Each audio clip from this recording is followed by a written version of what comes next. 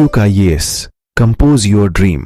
Hello दोस्तों, क्विकास में आपका स्वागत है। हमारे चैनल द्वारा लगातार एनसीईआरटी क्लास प्रोवाइड कराई जा रही है। ये एनसीईआरटी क्लास 8 एनसीईआरटी आधारित क्वेश्चन आंसर है, आधुनिक भारत का इतिहास। इसमें ओल्ड और न्यू दोनों एनसीईआरटी के क्वेश्चन को शामिल किया गया है। 70 बीपीएससी का जो पेपर है वो 30 सितंबर को है और यूपीपीसीएस का भी पेपर जो है अक्टूबर में होगा। तो इसके लिए जो है आप लोग बिल्कुल तैयार रहिएगा। और एनसीईआरटी आधारित क्वेश्चन आजकल पूछे जाने लगे हैं नए पैटर्न के आधार पे, इसलिए सारे सब्जेक्ट के एनसीईआरटी आधारित क्वेश्चन मैं करा दे रहा हूं। आप लोग चैनल को सब्सक्राइब कर लीजिएगा, बेल आइकन को प्रेस कर लीजिएगा, जिससे इस तरह क्लास आपको लगातार मिलती रहे। हम लोग शुरू करते हैं सीधे लेसन की ओर। पहला जो क्वेश्चन है बहुत ही महत्वपूर्ण क्वेश्चन है। लिखा है निम्नलिखित कथनों पर विचार कीजिए। और इस तरह के अगर क्वेश्चन आते हैं तो सबसे पहले यहाँ देखना है सत्य पूछा जा रहा है कि असत्य पूछा जा रहा है। यहाँ पूछा जा रहा है असत्य कथन की पहचान करना है कि इनमें कौन सा एक असत्य कथन है, इसकी हमें पहचान करनी है। पहला पॉइंट है 1510 ईस्वी में गोवा पर अधिकार करने वाला पुर्तगाली गवर्नर फ्रांसिस्को अल्मीडा था। नहीं, ये गलत हो जाएगा। ये जो है अल्बुकर्क था, तो ये गलत हो गया। पहला ऑप्शन यहाँ पे गलत हो गया। दूसरा है अल्बुकर्क के काल में पुर्तगालियों ने फारस की खाड़ी स्थित हरमुज से लेकर मलक्का तक अधिकार कर लिया था। ये बिल्कुल सही है। तो हरमुज जल संधि कहाँ है? ये ईरान में है। ठीक है, ईरान के पास, आप इस मैप पे देख सकते हैं, ईरान के पास है। और मलक्का जल संधि ये आपका इंडोनेशिया के पास है। ये दोनों मैप आपको मैंने दिखा दिया है, इसको देख कर याद कर लीजिएगा। इस दोनों को बंद कर दिया था कौन? तो याद रखना अल्बुकर्क ने। ये बिल्कुल सही है। और तीसरा ऑप्शन है दक्षिण भारत मुगल साम्राज्य से बाहर था, अतः उन्हें मुगलों की शक्ति का सामना नहीं करना पड़ा। बिल्कुल सही है। तो इसमें जो है कौन सा सही है? तो 2 और 3 सही है, लेकिन पहला गलत है। और चूंकि यहाँ असत्य कथन पूछा गया है तो इसका आंसर हो जाएगा ए, केवल एक असत्य है। ठीक है, तो इस तरह के क्वेश्चन जब हम लगातार डिस्कशन करेंगे तो आपकी जो है बिल्कुल बेसिक मजबूत हो जाएगा। लिखा है दूसरा क्वेश्चन है यूरोप के विभिन्न देशों की कंपनियों ने भारत के विभिन्न हिस्सों में अपने व्यापारिक केंद्र स्थापित किए थे। इनमें से किस देश की कंपनी शामिल नहीं थी? तो हमारे यहाँ किस देश की कंपनी ने शासन नहीं किया था? तो स्पेन की कंपनी शासन नहीं किया था, जबकि पुर्तगाली और डच, जिसे हम हॉलैंड से आए थे, और डेनमार्क से ये आ गए थे, हमारे यहाँ व्यापार किया था, लेकिन स्पेन हमारे यहाँ नहीं आया था। तो इसका आंसर हो जाएगा आपका ए। ठीक है, नेक्स्ट क्वेश्चन है डच ईस्ट इंडिया कंपनी के विषय में कौन सा कथन असत्य है? हमेशा इस पर ध्यान देना है कि सत्य और असत्य पर हमेशा ध्यान देना है। ठीक है, तो कौन सा इसमें असत्य है? पहला है डच ईस्ट इंडिया कंपनी की स्थापना 1604 ईस्वी में हुई थी। बिल्कुल गलत है, 1602 ईस्वी में हुई थी। याद रखना। तो इसका ये ऑप्शन गलत हो जाएगा, यही इसका असत्य कथन है। इसका आंसर हो जाएगा ए। बाकी सब इसमें सही है। डच संसद ने एक चार्टर के द्वारा कंपनी को युद्ध और संधि करने और किले बनाने का अधिकार दे रखा था। बिल्कुल सही है। डचों की व्यापारिक रुचि भारत में नहीं बल्कि इंडोनेशिया के मसाला व्यापार पर क्षेत्र थी। ये भी बिल्कुल सही है। और 1658 में डच ईस्ट इंडिया कंपनी ने श्रीलंका को विजित किया था। ये बिल्कुल सही है। बस केवल पहला ऑप्शन गलत है, क्योंकि यहाँ असत्य पूछा गया है, तो ये आपका गलत हो जाएगा। ठीक है, नेक्स्ट क्वेश्चन है आपका 1600 ईस्वी में ईस्ट इंडिया कंपनी ब्रिटेन की महारानी कौन थी जो चार्टर प्रदान करते समय वहाँ की जो है बनी थी? एलिजाबेथ प्रथम। तो एलिजाबेथ प्रथम के समय में ही ईस्ट इंडिया कंपनी की स्थापना हुई थी। और इस समय भारत का राजा कौन था? याद रखना, इस समय भारत का राजा था अकबर। ठीक है, नेक्स्ट है आपका बहुत कुछ महत्वपूर्ण क्वेश्चन है ब्रिटिश ईस्ट इंडिया कंपनी के संदर्भ में निम्नलिखित कथनों पर विचार कीजिए और असत्य कथन की पहचान करनी है। इसमें असत्य कथन कौन सा है? पहला है 1605 में कंपनी ने भारत के पश्चिमी तट पर गोवा में एक फैक्ट्री की स्थापना की थी। बिल्कुल गलत है। कंपनी ने ईस्ट इंडिया कंपनी ने गोवा में फैक्ट्री की स्थापना नहीं की थी, यहाँ पुर्तगालियों ने कर रखा था। तो पहला ऑप्शन गलत हो जाएगा, क्योंकि असत्य पूछा गया। तो ये तो आपको ये सही हो गया, ये गलत हो जाएगा। कंपनी ने कैप्टन हॉकिंस को जहांगीर के दरबार में शाही आज्ञा लेने के लिए भेजा था। बिल्कुल सही है। 1615 ईस्वी में अंग्रेज राजदूत टॉमस रो मुगल साम्राज्य के अधीन भागों में व्यापार करने और फैक्ट्री को स्थापित करने की शाही फरमान जारी करने में सफलता प्राप्त कर ली थी। बिल्कुल सही है। तो केवल इसमें एक गलत है, आपका 1 नंबर। तो इसका आंसर हो जाएगा केवल एक सही है। ठीक है, यही वाला असत्य है। ठीक है, नेक्स्ट क्वेश्चन है आपका अंग्रेजों ने दक्षिण भारत में 1611 ईस्वी में अपनी पहली फैक्ट्री कहाँ स्थापित की थी? तो मसूलीपट्टनम में, आंध्र प्रदेश के मसूलीपट्टनम में पहली फैक्ट्री लगाई गई थी। याद रखना, मसूलीपट्टनम में। ठीक है, नेक्स्ट है आपका ईस्ट इंडिया कंपनी ने बम्बई प्रांत किससे प्राप्त किया था? तो यह पुर्तगालियों से प्राप्त किया था, क्योंकि बम्बई जो ईस्ट इंडिया कंपनी है वो किससे प्राप्त की थी, इसके बारे में हमेशा क्वेश्चन पूछा जाता है। ठीक है, तो पुर्तगालियों की जो राजकुमारी थी बेगराजा, उनका विवाह चार्ल्स द्वितीय से हुआ था, इंग्लैंड के राजा से, और पुर्तगालियों ने बम्बई को दहेज के रूप में दिया था वहाँ के चार्ल्स को, और फिर चार्ल्स ने जो है किसको दे दिया था, ईस्ट इंडिया कंपनी को बेच दिया था, जो है कुछ 10 पाउंड के किराए पर। ठीक है, तो पुर्तगालियों से ये बम्बई मिला था, याद रखना। ठीक है, नेक्स्ट क्वेश्चन है, फ्रांसीसी ईस्ट इंडिया कंपनी की स्थापना कब हुई थी? तो फ्रांसीसी ईस्ट इंडिया कंपनी की स्थापना 1664 में हुई थी, और ये लोग हमारे देश में कब आए थे? 1668 में आए थे, ये आपको याद रखना है। ठीक है, नेक्स्ट क्वेश्चन है, 1740 से 48 के मध्य यूरोप में चला अस्टियाई उत्तराधिकार का युद्ध किन यूरोपीय शक्तियों के मध्य हुआ था? तो ये जो है फ्रांसीसियों और अंग्रेजों के साथ हुआ था। ठीक है, और याद रखना इसी युद्ध के का परिणाम था कि भारत में कर्नाटक का युद्ध हुआ था, वो भी फ्रांसीसियों और अंग्रेजों के साथ ही हुआ था। तो इसका आंसर हो जाएगा आपका ए। नेक्स्ट है आपका, यूरोप में अंग्रेजों और फ्रांसीसियों के मध्य होने वाला सप्तवर्षीय युद्ध कब से कब चला था? तो सप्तवर्षीय युद्ध बहुत महत्वपूर्ण है, और यह कब से कब चला था? तो 1756 से लेकर 1763 तक, और पेरिस की संधि के द्वारा यह युद्ध समाप्त हुआ था। यह भी आपको याद रखना है कि पेरिस की संधि हुई थी। ठीक है, 1763 में। नेक्स्ट क्वेश्चन है आपका, इंग्लैंड की ईस्ट इंडिया कंपनी भारत में प्रथम निर्णायक सैन्य सफलता मानी जाती है कौन सी? तो प्रथम निर्णायक सैन्य सफलता कौन सी मानी जाती है? प्लासी का युद्ध। ये सिराजुद्दौला और जो है किसके बीच में हुआ था? रॉबर्ट क्लाइव के बीच में हुआ था। तो प्लासी का युद्ध एक प्रथम निर्णायक युद्ध माना जाता है, लेकिन सबसे जो निर्णायक युद्ध था वो बक्सर का माना जाता है, लेकिन पहला कौन था? चूंकि पहला पूछा गया है तो प्लासी था। ठीक है, नेक्स्ट क्वेश्चन है, 18वीं शताब्दी में भारत में लड़े गए युद्धों का निम्नलिखित में से सही कालानुक्रम कौन सा है? ऐसे युद्ध भी पूछे जाते हैं, कालानुक्रम में पूछे जा सकते हैं कि पहले कौन सा हुआ और बाद में कौन सा हुआ है। तो इसका आंसर हो जाएगा बी। अंबर का युद्ध हुआ था 1749 में, प्लासे का युद्ध हुआ था 1757 में, वांडीवास का युद्ध हुआ था 1760 में, और बक्सर का युद्ध हुआ था 1764 में। ठीक है, जो अंबर का युद्ध हुआ था ये फ्रांसीसी और कर्नाटक के राजा के बीच में हुआ था, अनिरुद्दौला के बीच में। प्लासी का युद्ध हुआ था, ये आपको पता है कि सिराजुद्दौला और क्लाइव के बीच में हुआ था।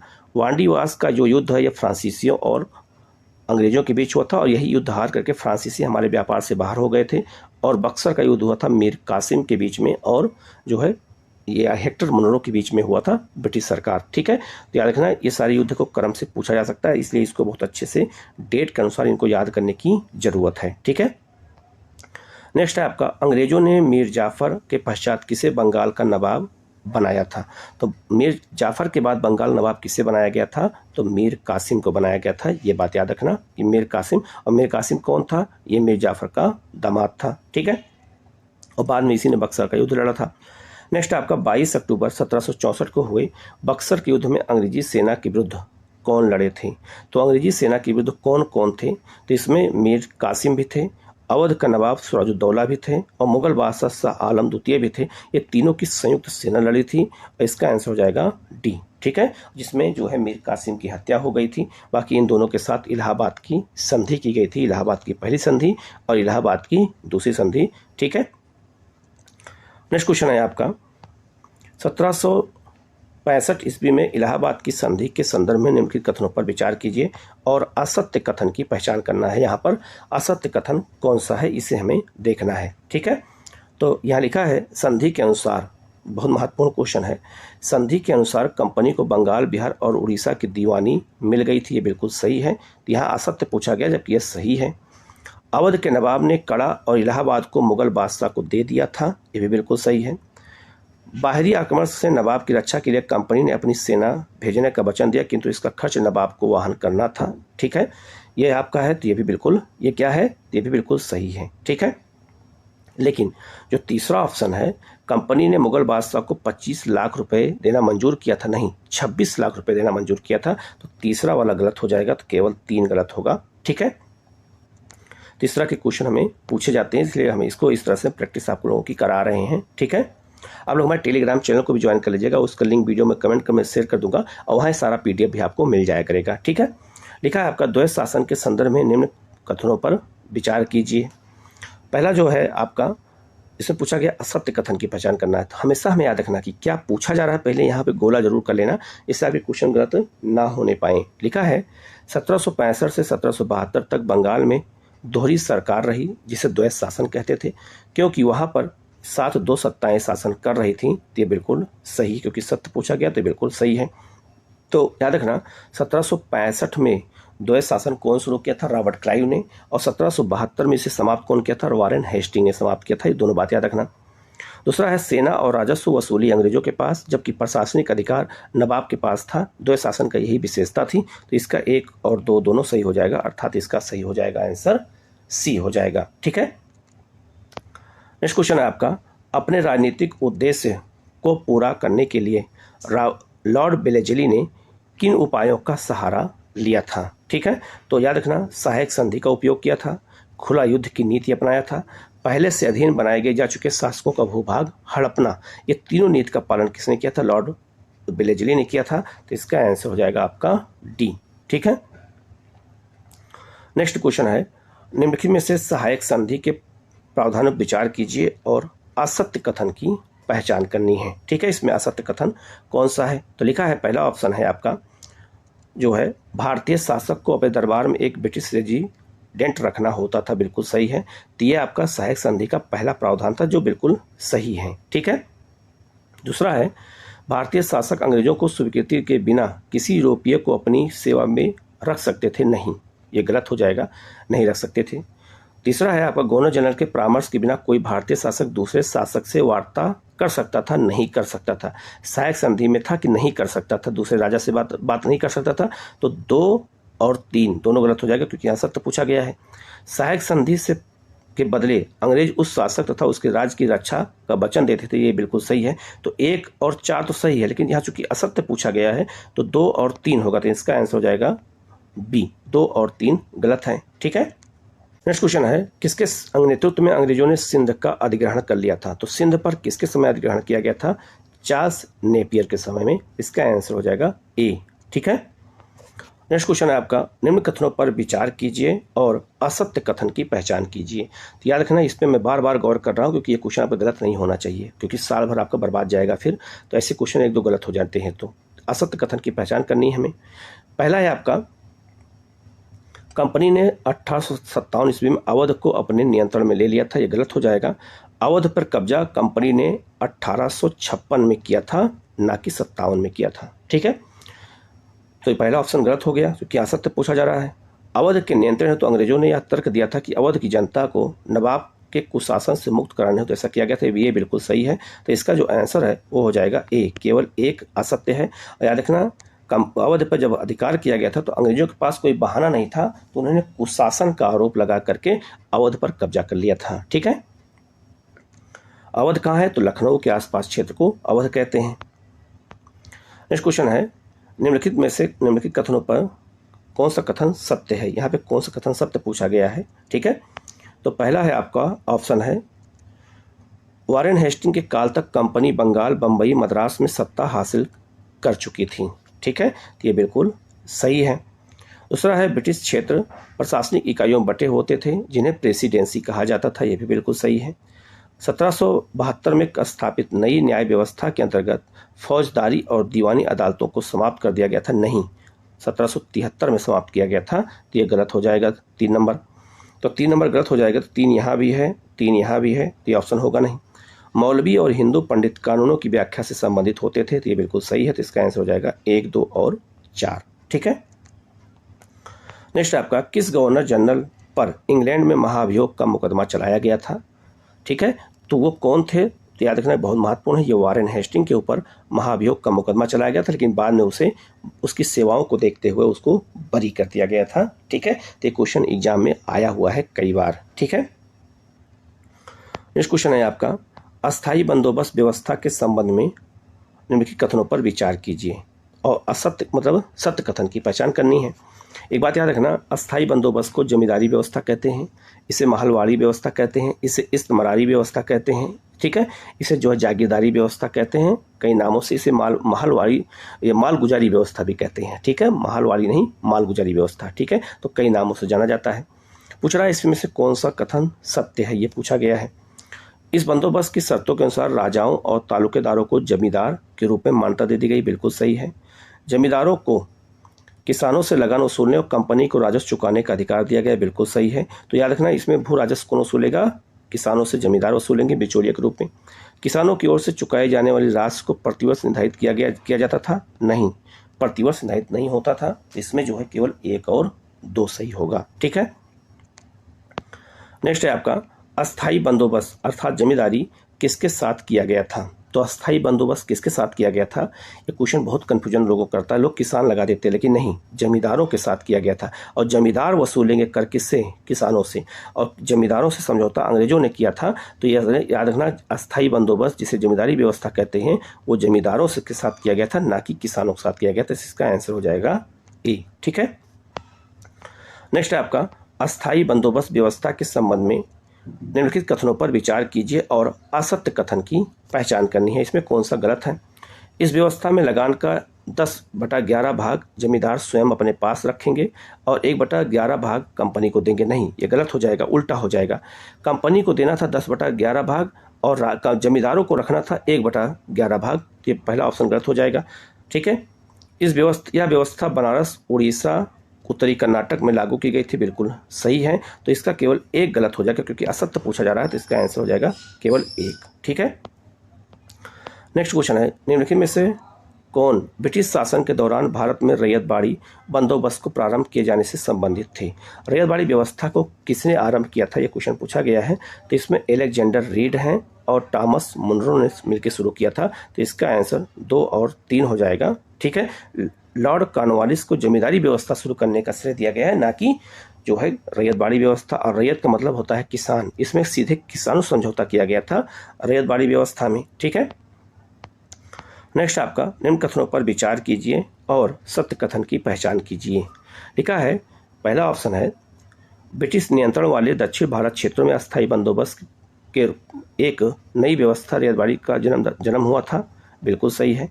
इस व्यवस्था में याद रखना दक्षिण भारत में जमींदारी रैयतबाड़ी व्यवस्था शुरू की गई थी। इस व्यवस्था में सीधे रैयतों किसानों से लगान की वसूली तय की गई थी, बिल्कुल सही है। तो इसका आंसर हो जाएगा 1 और 2। नेक्स्ट आपका रैयतबाड़ी व्यवस्था कहाँ लागू की गई थी। तो रैयतबाड़ी व्यवस्था कहाँ लागू की गई थी, मद्रास और बम्बई में लागू की गई थी। तो इसका आंसर हो जाएगा आपका डी, खासकर दक्षिण भारत में। और याद रखना ये व्यवस्था भारत के कुल 51% क्षेत्र पर लागू थी, जो सबसे ज़्यादा थी। नेक्स्ट क्वेश्चन बहुत महत्वपूर्ण है। रैयतबाड़ी व्यवस्था के संदर्भ में निम्नलिखित कथनों पर विचार कीजिए और सत्य कथन की पहचान करनी है, ठीक है। तो सत्य कथन की अगर पहचान करनी है इसमें, तो पहला है किसानों द्वारा लगान सीधे सरकार को दिया जाता था रैयतबाड़ी व्यवस्था में, बिल्कुल सही है। सरकार रैयत को पट्टे देती थी, बिल्कुल सही है। कर लगाने से पूर्व भूमि का सर्वेक्षण और मूल्य निर्धारण किया जाता था, ये भी बिल्कुल सही है। तो इसका आंसर हो जाएगा सी, 1, 2 और 3 तीनों सही है। नेक्स्ट आपका है महलवाड़ी व्यवस्था के संदर्भ में निम्न कथनों पर विचार कीजिए, ठीक है। तो महलवाड़ी व्यवस्था में पहला आपको पूछा गया असत्य कथन की पहचान करनी है। तो इनमें कौन कौन सा असत्य है हमें ये देखना है, ठीक है। पहला, इस व्यवस्था का जन्मदाता हॉल्ट मैकेंजी को माना जाता है, बिल्कुल सही है। तो महल का मतलब होता है गांव, जब पूरे गांव पर कर लगाया जाता था उसे महलवाड़ी व्यवस्था कहते थे, ठीक है। तो महल वाली व्यवस्था का जन्मदाता कौन था, मैकेंजी था, बिल्कुल सही है। यह व्यवस्था बंगाल प्रेसिडेंसी के उत्तर पश्चिमी प्रांतों के लिए तैयार की गई थी, ये बिल्कुल सही है। इस व्यवस्था को 1820 में लागू किया गया था, नहीं, 1818 में लागू किया गया था। तो इसमें असत्य पूछा गया, तो आपका तीसरा असत्य हो जाएगा, गलत हो जाएगा। इस व्यवस्था में राजस्व को अस्थायी रूप से तय किया गया था, नहीं, अस्थायी रूप से तय किया गया था। तो इसका आंसर हो जाएगा 3 और 4 गलत है, ठीक है। नेक्स्ट क्वेश्चन है आपका महलवाड़ी व्यवस्था में राजस्व एकत्रित करने की जिम्मेदारी किसे दी गई थी। तो गांव के मुखिया को दी गई थी, जिसे हम चौधरी कहते थे, ठीक है। तो उसको दी गई थी और यही जाके ब्रिटिश सरकार के पास जमा करता था। नेक्स्ट क्वेश्चन है ब्रिटिश राजस्व दस्तावेज में महल क्या होता है। तो महल वाली व्यवस्था में जो महल है वो गांव के समूह का नाम है, गांव को ही महल कहते थे। तो इसका आंसर हो जाएगा ए, ठीक है। नेक्स्ट क्वेश्चन है निम्न कथनों पर विचार कीजिए और सत्य कथन की पहचान कीजिए, ठीक है। पहला है ब्रिटिश काल में वाराणसी, लखनऊ, आगरा आदि सूती वस्त्र उत्पादन के महत्वपूर्ण केंद्र थे, ये बिल्कुल सही है। 17वीं और 18वीं शताब्दी में गोवा, सूरत, मछलीपट्टनम आदि जहाज निर्माण के प्रमुख केंद्र थे, ये बिल्कुल सही है। तो इसका आंसर हो जाएगा 1 और 2। नेक्स्ट क्वेश्चन है आपका निम्नलिखित में से कौन सी जनजातीय स्वयं को जंगल की संतान मानती थी। तो कौन जनजाति जंगल को संतान मानती थी? तो याद रखना इसका जो आंसर है वो हो जाएगा आपका बी, बैगा जनजाति अपने आप को जंगल की संतान मानती थी। नेक्स्ट आपका निम्नलिखित कथनों पर विचार कीजिए और सत्य कथन की पहचान करनी है। लिखा है 18वीं शताब्दी में भारतीय रेशम की यूरोपीय बाजारों में भारी मांग थी, बिल्कुल सही है। भारतीय रेशम की गुणवत्ता के कारण निर्यात तेजी से बढ़ रहा था, बिल्कुल सही है। इसका आंसर हो जाएगा आपका क्या? सी, 1 और 2। नेक्स्ट आपका अस्थायी बंदोबस्त के कारण कौन सी समस्या उत्पन्न हुई थी? ठीक है, तो कौन सी समस्या उत्पन्न हो गई थी? जमींदारी व्यवस्था के कारण। ठीक है, कंपनी ने जो राजस्व तय किया था वह उतना अधिक था कि उसको चुकाने में जमींदारों को बहुत परेशानी होती थी। तो जमींदारों को बहुत परेशानी होती थी, किसान को होती थी, जमींदारों को भी होती थी। तो बिल्कुल सही है। जो जमींदार राजस्व चुकाने में असमर्थ हो जाते थे उसकी जमींदारी छीन ली जाती थी, बिल्कुल सही है।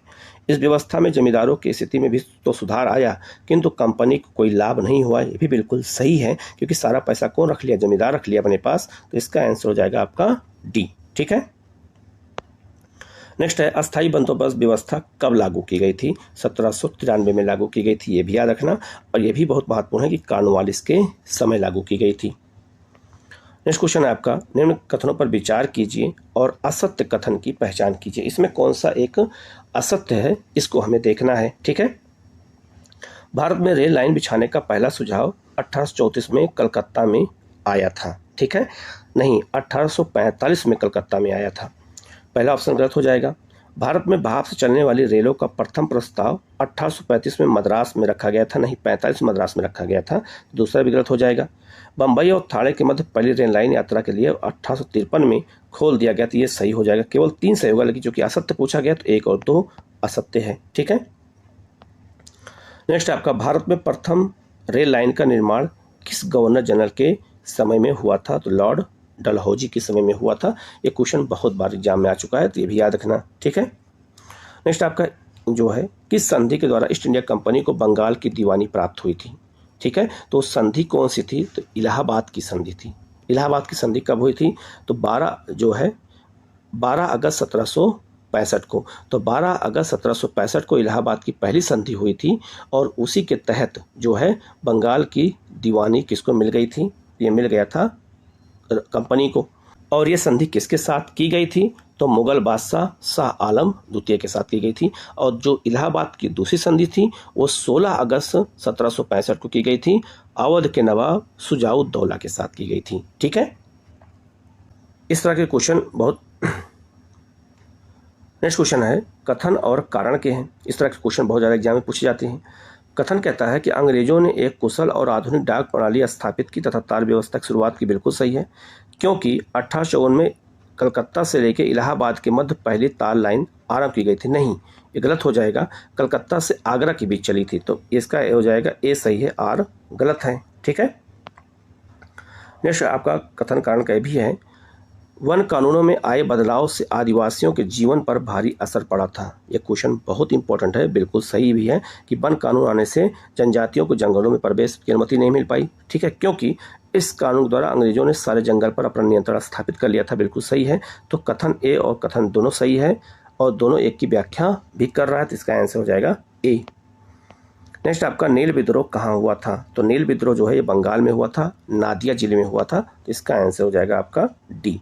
नेक्स्ट क्वेश्चन है, निम्नलिखित कथनों पर विचार कीजिए और सत्य कथन की पहचान कीजिए। पहला है, 18वीं सदी के आरंभ तक इंग्लैंड और फ्रांस की कंपनियों का यूरोप और भारत के मध्य व्यापार पर प्रभुत्व स्थापित हो चुका था। ये बिल्कुल सही है। व्यापारिक प्रतिद्वंदिता और आधिकारिक लाभ के कारण कंपनियों के मध्य झगड़े हुए थे। ये भी बिल्कुल सही है। इसका आंसर हो जाएगा सी, 1 और 2।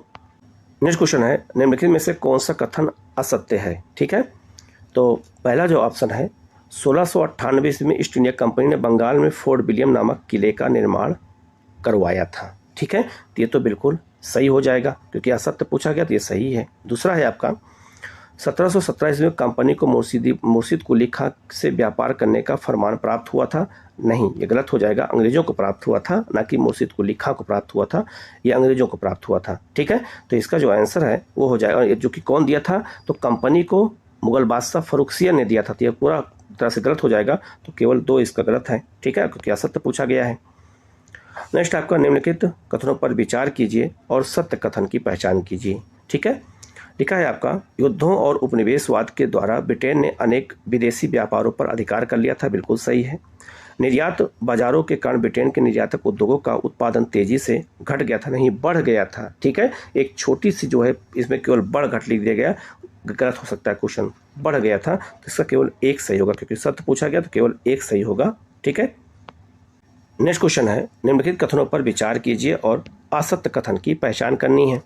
मीर कासिम ने बंगाल में आंतरिक व्यापार पर लगने वाले सभी कर समाप्त कर दिए थे। बिल्कुल सही है ये। ठीक है, तो ये गलत नहीं है। ठीक है, दूसरा है आपका मीर कासिम ने यूरोपीय तर्ज पर एक आधुनिक और अनुशासित सेना खड़ी करने का प्रयास किया। ये भी बिल्कुल सही है, दोनों सही है, लेकिन चूंकि असत्य पूछा गया है तो उपयुक्त में से कोई नहीं, तो इसका आंसर हो जाएगा डी। नेक्स्ट आपका निम्नलिखित कथनों पर विचार कीजिए और सत्य कथन की पहचान कीजिए। ठीक है, 1857 तक भारतीय उपनिवेश उपमहाद्वीप में 63% भूभाग और शेष 78% आबादी पर कंपनी का सीधा शासन स्थापित हो चुका था। बिल्कुल सही है। ईस्ट इंडिया कंपनी एक व्यापारिक कंपनी से बढ़ते हुए एक भौगोलिक शक्ति बन गई थी। बिल्कुल सही है, तो इसका आंसर हो जाएगा सी। ठीक है, तो याद रखना 1857 तक 63% भूभाग और 78% जनसंख्या कंपनी के अधीन हो गई थी। और नेक्स्ट क्वेश्चन है निम्न कथनों पर विचार कीजिए और सत्य कथन की पहचान कीजिए। भारत सरकार ने 1813 के बाद मुक्त व्यापार अर्थात ब्रिटिश माल के अबाध भारत प्रवेश की नीति अपनाई थी। बिल्कुल सही है, 1813 के अधिनियम के द्वारा भारतीय दस्तकारों को अब ब्रिटेन की मशीनों से बने माल के साथ कष्टदायक और असमान प्रतियोगिता का सामना करना पड़ता था। बिल्कुल सही है, तो इसका आंसर हो जाएगा सी। 1 और 2 दोनों सही, क्योंकि सत्य पूछा गया है। तो याद रखना, जब ब्रिटेन में मशीनों से सामान बन के आने लगे तो हमारे यहाँ के जो दस्तकार थे वो जो है बिल्कुल बेरोजगार हो गए और वो जो है बहुत ज़्यादा मुसीबत हो, और याद रखना मुसीबत के कारण वो जो है आत्महत्या करने को मजबूर हो गए थे। ठीक है, तो दोनों सही है, तो इसका आंसर हो जाएगा जो है आपका सी। तो ये 50 क्वेश्चन मैंने क्लास 8 एनसीईआरटी करा दिया है। इसी तरह सारी एनसीईआरटी का मैं जो है जल्दी करा दूंगा, जिससे आपकी तैयारी अच्छे से होती रहे। आप लोग चैनल को सब्सक्राइब कर लीजिएगा, बेल आइकन को प्रेस कर लीजिएगा। कहीं कोई डाउट होता है कमेंट करके पूछिएगा, उसका जवाब आपको दिया जाएगा। Okay, thank you.